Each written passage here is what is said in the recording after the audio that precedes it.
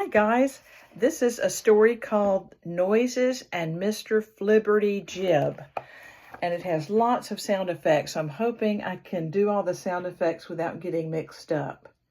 But here goes. Mr. Flibberty Jib had a most unusual rumble in his head. It went rumble, rumble, rumble, and then it went bumble, bumble, bumble. Now, Mrs. Flibberty Jib didn't mean to, but she made Mr. Flibberty Jib's rumble and bumble worse than ever. You see, Mrs. Flibberty Jib cooks the very finest roast beef in town, but no one can cook roast beef without closing the oven door ker-shut and covering the roasting pans ker-bang.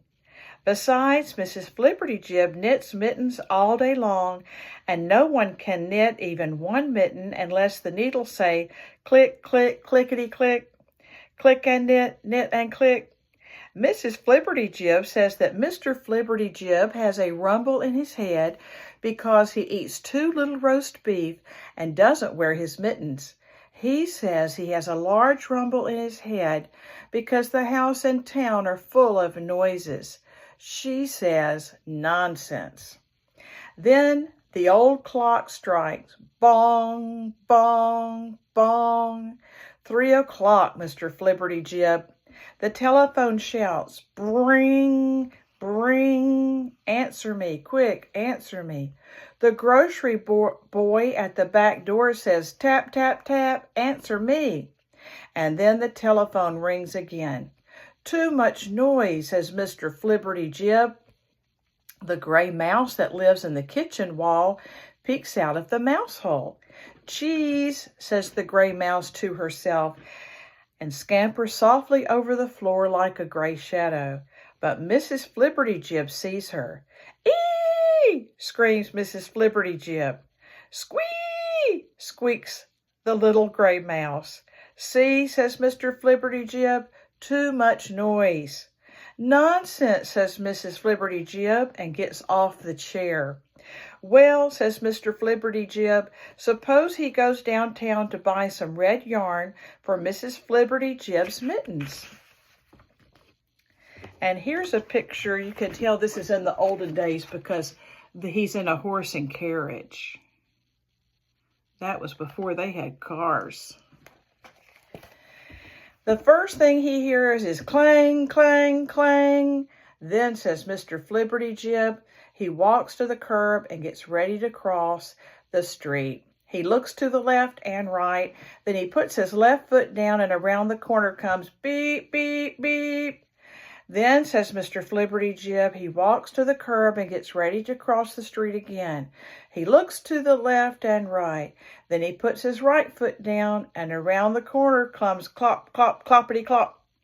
It's no wonder, says Mr. Flibberty Jib, that my head rumbles. Every time, not just once in a time. I go to buy red yarn. The policeman blows his whistle. Whee! The fire engine races by me. Ooh! And when I get home again, the front door always slips out of my hand and goes bang. You know what? I thought there weren't cars then, but if there's a fire engine racing by, I must have been what? Wrong.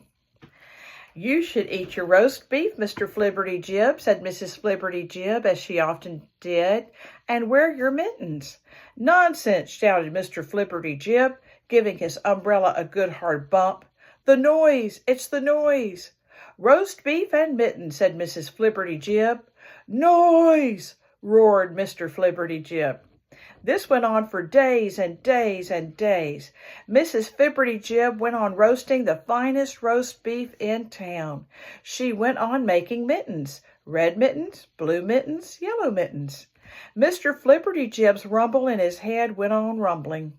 At last, Mr. Flibberty Jib came home in a rage. I can't stand this rumble, rumble, rumble, and bumble, bumble, bumble, he said. We will go to the country where it is quiet. Everyone knows the country is quiet and a very good place for rumbles and bumbles. Very well, Mr. Flibberty Jib, said Mrs. Flibberty Jib. So Mr. Flibberty Jib packed up his brown shoes and his blue suit and his red tie. He put his hat over the rumble in his head, and he was ready to go to the country. Mrs. Flibberty Jib packed up her roasting pans and her knitting needles and yarn, and she was ready to go to the country. Poor Mr. Flibberty Jib. The train whistle said toot, toot, toot all the way to the country. And every crossing bell said ting, ting, and a little ting all the way to the country. But at last, Mr. Flibberty Jib and Mrs. Flibberty Jib got to the country. Mr. Flibberty Jib unpacked his brown shoes and his blue suit and his red tie and went for a quiet walk. Mrs. Flibberty Jib unpacked her roasting pans and her knitting needles and her yarn and began to cook a fine roast of beef. They were so tired from all the packing and unpacking that they went to bed as soon as they had eaten supper. "Oh, this is the life," said Mr. Flibberty Jib, who hadn't eaten any of the roast beef. Poor Mr. Flibberty Jib, he had just turned off the light and closed his eyes when, hoo, hoo, hoo, hoo. Poor Mr. Flibberty Jib. He was sure he had just hopped into bed. What do you think the whoo was? Yes, it was an owl. He was sure he had just gone to sleep. He was sure when it was just the beginning of the night when cock-a-doodle-doo, cock-a-doodle-doo. And look at Mr. Flibberty Jib. He sees the rooster.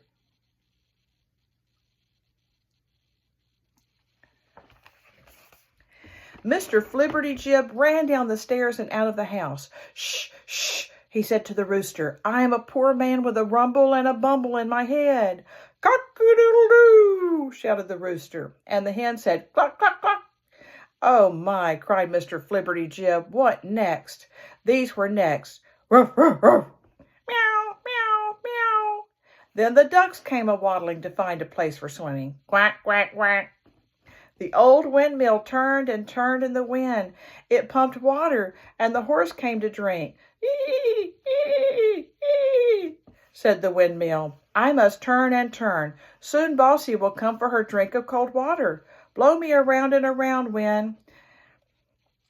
"Ee, ee, ee." And the Bob White called from the green field. "Bob White, Bob White." The big bossy cow said, "Moo, moo." It was time for milking. The pails went clank, clankety, clank, as the farmer's biggest boy carried them into the barn. And Mr. Flibberty Jib's head went rumble, rumble, rumble from his left ear to his right ear, and bumble, bumble, bumble from his right ear to his left ear. "Less noise," shouted Mr. Flibberty Jib. "More roast beef," said Mrs. Flibberty Jib, "and your mittens." "Well, now, it may be that you are right," said Mr. Flibberty Jib. "I hope so, for I have found that, town or country, there will always be noises, noises, noises." Look at all of those things that can make noises.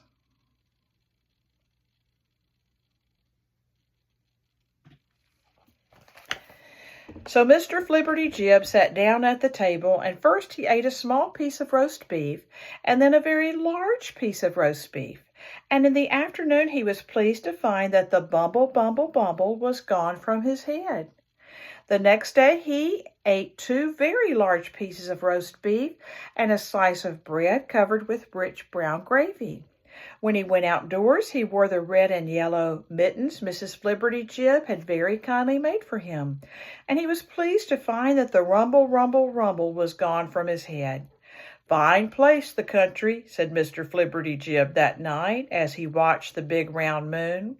He listened to the owl asking, "Whoo, whoo," and not a bumble, bumble, bumble did Mr. Flibberty Jib hear. "Fine place, the country," said Mr. Flibberty Jib next morning, and he jumped out of bed before the sun was up. When the black rooster hurried sleepily to the fence to crow the sun up, there was Mr. Flibberty Jib. "Cock-a-doodle-doo." "Listen to me try it," said Mr. Flibberty Jib. "Cock-a-doodle-doo." "Very good," said the black rooster. "Now listen to me." He took a deep breath. "Cock-a-doodle-doo." and not a rumble, rumble, rumble did Mr. Flibberty Jib hear. Now Mr. Flibberty Jib and Mrs. Flibberty Jib go to the country every summer and to the big city every winter. And from that day to this, Mr. Flibberty Jib has always eaten plenty of roast beef, and he always wears his red and yellow mittens, except of course when he is eating roast beef.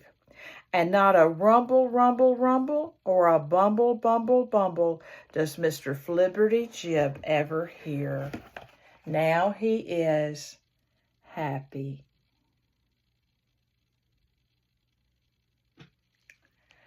Love you.